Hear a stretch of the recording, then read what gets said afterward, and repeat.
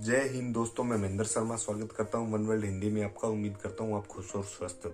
दोस्तों वैसे तो पाकिस्तान में कोई भी सुरक्षित नहीं है महिलाओं पे, क्योंकि इस्लाम के नाम पे जो मौलाना मुफ्ती पाकिस्तान की आवाम के साथ जो नंगा नाच करते हैं वो वही नंगा नाच आज पाक मीडिया में हम आपको दिखाएंगे कि पाकिस्तान के मौलाना मुफ्ती टीवी एंकर्स तक को नहीं बख्श रहे हैं, क्योंकि उनके साथ भी वो अश्लील हरकतें करने से बाज नहीं आ रहे हैं। तो दोस्तों आज एक बहुत ही अजीबो गरीब आपको डिबेट दिखाएंगे, जिसमें टीवी एंकर ने सीधी आके लाइव डिबेट में मौलाना की पोल खोल दी। उसमें हम आपको वीडियो भी दिखाएंगे कैसे ये मौलाना मुफ्ती महिलाओं के प्रति क्या सोच रखते हैं और क्या ये बच्चों को पढ़ाते होंगे और क्या अपना उपदेश जनता पे थोपते होंगे।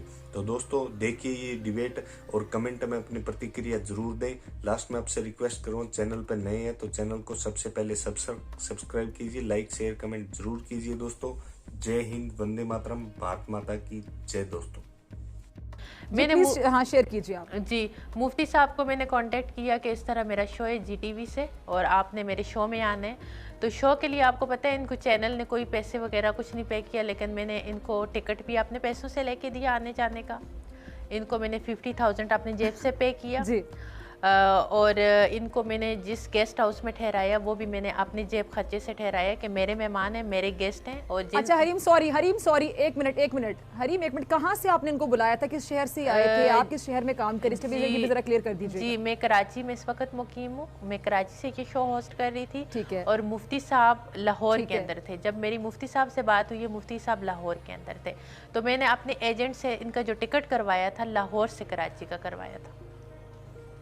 ठीक है जी वो टिकट। अच्छा हरीम, ये DSNG भी अवेलेबल होती है दूसरे शहरों में, तो आप DSNG पे भी तो उनको ले सकते थे ना, लाइक लाहौर से भी मेहमान बन के बैठ सकते थे और आप कराची से होती हैं, ऐसी क्या फैसिलिटी नहीं थी वहाँ? मैं आपको बताती हूँ, जब DNC के मैंने तो इनको बुलाना था ना, बुला के अपने मुंह पे बिठाना था, क्योंकि इन्होंने मुझे फेस करना था। अच्छा, यानी आप चाहती थी कि वो आपके आमने सामने आके बैठे, यानी आपके पहले से चाहती थी? देखिए फिजा, आपको पता होगा जी, सबसे पहले इन्होंने जो मुझ पे झूठे इल्जामात लगाए थे मैं उनका जिक्र करूंगी, फिर मैंने जो किए और वो भी मैं आपके साथ शेयर करती हूँ। सबसे पहले आपकी चैनल के तवज्जुह से एक सेल्फी वायरल हुई थी एक लड़की की इनके साथ, जबकि मैं पाकिस्तान के अंदर मौजूद भी नहीं थी, और ये सेल्फी आप देख सकते हैं, जबकि ये सेल्फी मेरी नहीं है।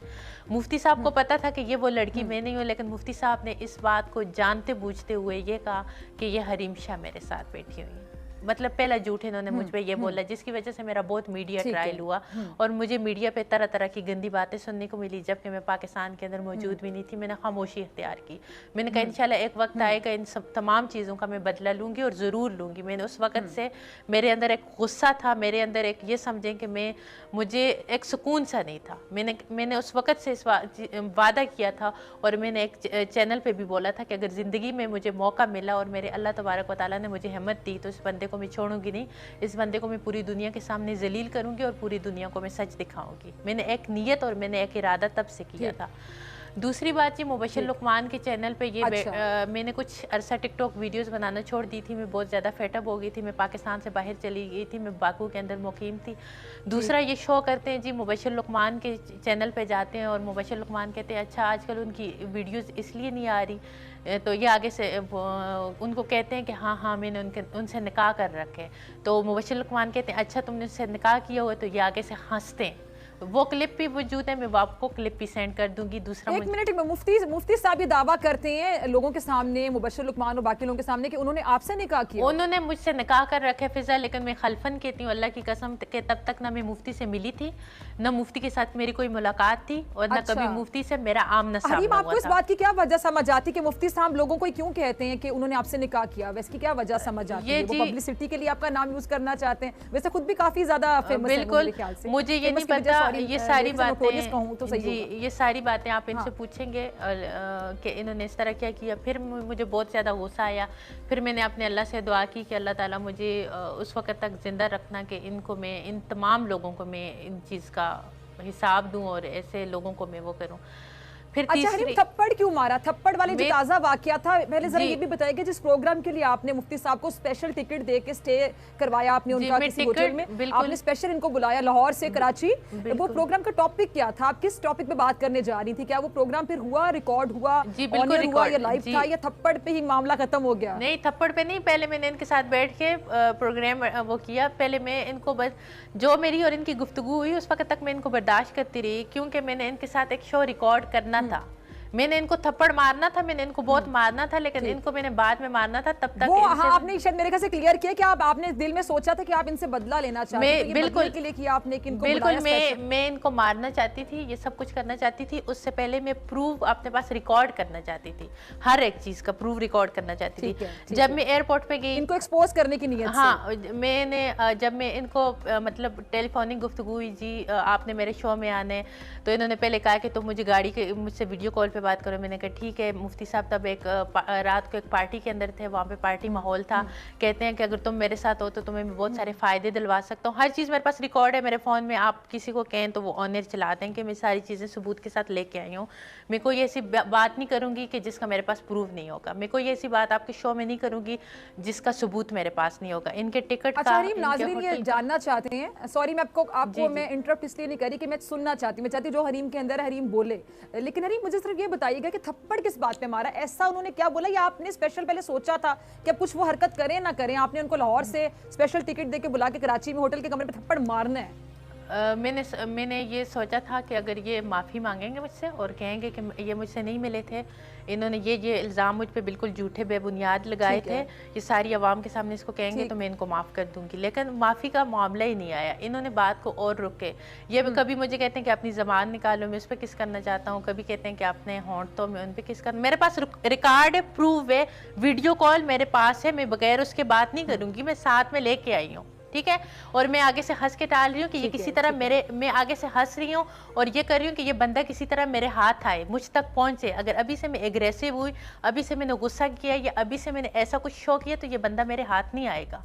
लेकिन इन्होंने जब ऐसा कहा, मैंने कहा जी जी मुफ्ती साहब आप आ जाएं, आपको बहुत रिस्पेक्ट मिलेगी, आपको सब कुछ मिलेगा। तो फिर इन्होंने कहा, इन्होंने मुझे कॉल पे कहा कि हाँ अच्छा मुझे सिर्फ 50,000 और आने जाने का टिकट और रिहाइश मिलेगी, इसके अलावा और कुछ नहीं मिलेगा। मैंने कहा क्या? अच्छा मैं सॉरी आपकी बात काट रही हूँ, जैसा कि इन्होंने आपसे पहले बड़ी अजीबोगरीब सी गुफ्तगू की, तो इन्होंने आने से पहले ये भी कहा कि फिर मुझे और भी कुछ फायदे चाहिए आपसे। आप समझ रही मैं क्या पूछना चाह रही? जी बिल्कुल। और ये क्या तुम रात मेरे साथ गुजारोगी, सुबह की नमाज तक हम साथ में होंगे और फिर उस वक्त हम ये करेंगे, और पेशानी अपनी इधर करो, मैं तुम्हारी पेशानी पे बोसा देना चाहता हूँ, और तुम ज़बान निकालो, मैं तुम्हारी ज़बान पे वो करना चाहता हूँ। और मैंने कहा कहते हैं, और मैं बात में टाल रही हूँ, मैं कह रही हूँ कि जी मुफ्ती साहब आपको बहुत रिस्पेक्ट मिलेगी, आप एक दफ़ा आ जाए। और ये चीज़ें मेरे पास हैं, मैं आपके अमले को दे के जाऊँगी, आप ऑनियर करना चाहें तो आप ऑनियर कर दीजिएगा सारी चीज़ें। और फिर मैंने कहा जी आपको एक मिनट के लिए ऐसा नहीं लगा कि चले बदला मैं ना लूं इनसे, ये मैं प्रोग्राम ही कैंसिल कर दूं, ये तो फजूल बातें करने पर आ गए? नहीं, मुझे आपको आपके दिल में बदला का वो इतना था कि मैंने बदला लेना, थप्पड़ मारना है। हाँ फिजा, और जिस रेस्टोरेंट में, अच्छा सबसे पहले मैं इनको इस रेस्टोरेंट में लेके गई, अब ये मेरे भाई का है, शानदार शनवारी, मेरे बहुत प्यारे भाई हैं, उनके रेस्टोरेंट में मैं लेके गई और शुक्र है हर जगह मेरे साथ मेरी टीम मौजूद थी और मैं उनके साथ यूं चेयर पे बैठी और इस बंदे ने वहाँ पे मुझे चेयर के पीछे से हाथ लगा के जब टच किया तो मैंने कहा यहाँ पे अगर किया तो फिर सारा प्लान कैंसिल हो जाएगा, तो नहीं अभी खुद को कंट्रोल करने हैं बस, ये सारी चीज़ें हो जाएं फिर एक ही दफ़ा। इनको एक थप्पड़ ही नहीं पड़ा, इनको मैंने जूते भी मारे हैं, लेकिन जूते मारने ठहरे, सॉरी मैं आपको काट रही हूँ, मुफ्ती साहब मेरे साथ लाइन पर मौजूद है, जरा मुफ्ती साहब का भी मौक़िफ़ सुनिए। मुफ्ती साहब अस्सलाम वालेकुम, आप मुझे सुन पा रहे हैं? जी मुफ्ती अब्दुल कबीर साहब आप मुझे सुन पा रहे हैं? आपको मेरी आवाज आ रही है?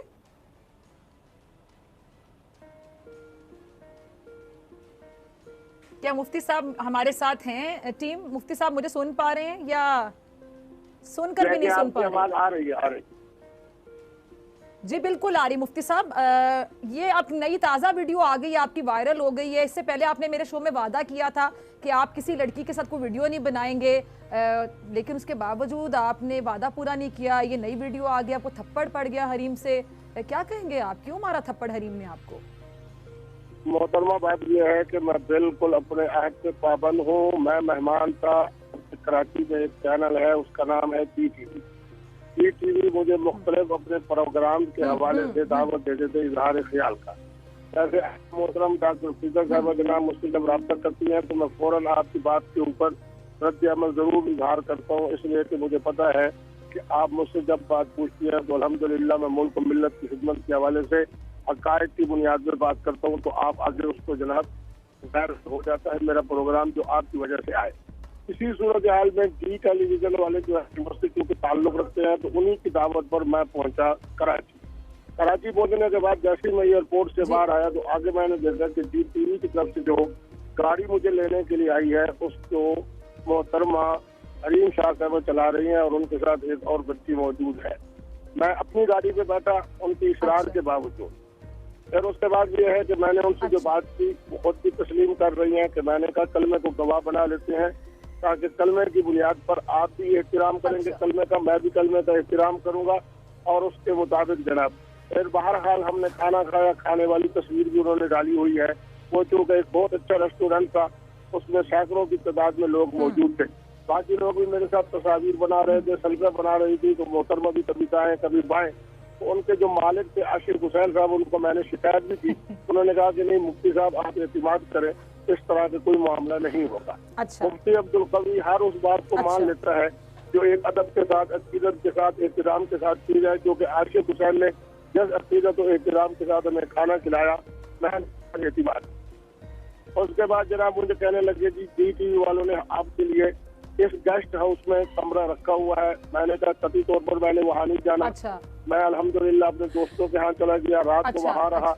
अगले दिन उसी प्रोग्राम जो जी टीवी का सुबह का प्रोग्राम है मॉर्निंग शो, उसको जनाब जो मुंतजिम है वो खुद तशरीफ ले आए मुझे लेने के लिए। उनका नाम मोहतरम नवीद साहब है। मैंने उनसे पूछा कि जनाब मुंतजिम आप हैं? उन्होंने कहा जी मैं। मैंने कहा आपने तमाम मामलात को देखना है, इसलिए कि हमने वादा किया है कौम के साथ कि हम खवातीन हजरात के साथ आप उस प्रोग्राम को देखेंगे जब वो ऑन एयर होगा। मैं एंकर की तरह बिल्कुल अलग कुर्सी पे बैठा हूँ और उससे 6-7। अच्छा मुफ्ती साहब सॉरी मैं आपकी बात काट रही हूँ, एक मिनट। आपने पूरी कहानी सुनाई, मैंने बड़े एहतराम के साथ सुनी। हरीम शाह भी मेरे साथ मौजूद है। हरीम आपने भी सुनी। हरीम जो आप अभी बात कर रही थी जरा मुफ्ती साहब के सामने कहेंगे कि उन्होंने आपसे किस तरह की गुफ्तगू की और उन्होंने क्या मुतालिबा किया? वो जो आप कह रही थी रात वाली बात जरा प्लीज दोहरा दीजिएगा। फिजा A to Z इनकी कन्वर्सेशन से लेके मतलब फोन से गाड़ी में। आपने फोन नहीं बंद करना, आपने पूरी बात सुननी है और मुझे आपसे जवाब चाहिए। पूरी कौम आपको देख रही है, सुन रही है, मैं चाहती हूँ कि सबको आप जरा जवाब दीजिए। जी हरीम। मैं पूरी कौम के सामने एक ही बात करूंगी कि जो कहूंगी सच कहूंगी, सच के सिवा कुछ नहीं कहूंगी, और जो बात भी कहूंगी विद सबूत प्रूफ के कहूंगी।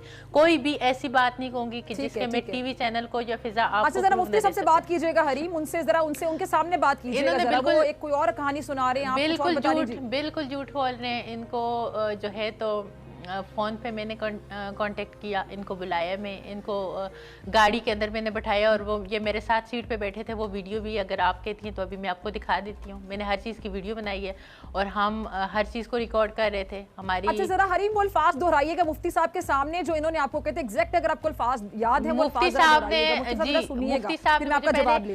मुफ्ती साहब ने मुझे कहा कि अपनी गाड़ी दिखाओ, क्योंकि इनकी हर चीज़ हम पहले भी रिकॉर्ड करते थे तो इनको डर लगा कि फिर मेरे साथ मेरी कोई कोलीग कंपेनियन तो नहीं है जो इनकी बात रिकॉर्ड कर सके। अच्छा डर है कि मुफ्ती साहब बार बार आपसे मिलने आ जाते हैं। मुफ्ती साहब अगर इतना डरते तो अवॉइड करते ना, आपसे मिलने ना आते। तो इन्होंने मेरी बात सुनी। अच्छा मैंने कहा कोई भी नहीं है।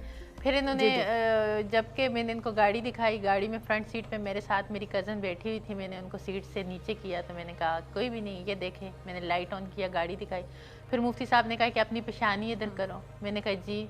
फिर इन्होंने किस किया पेशानी पे, मेरे पास रिकॉर्डिंग मौजूद है। फिर कहते हैं कलमा पढ़ो, मैंने कहा मैं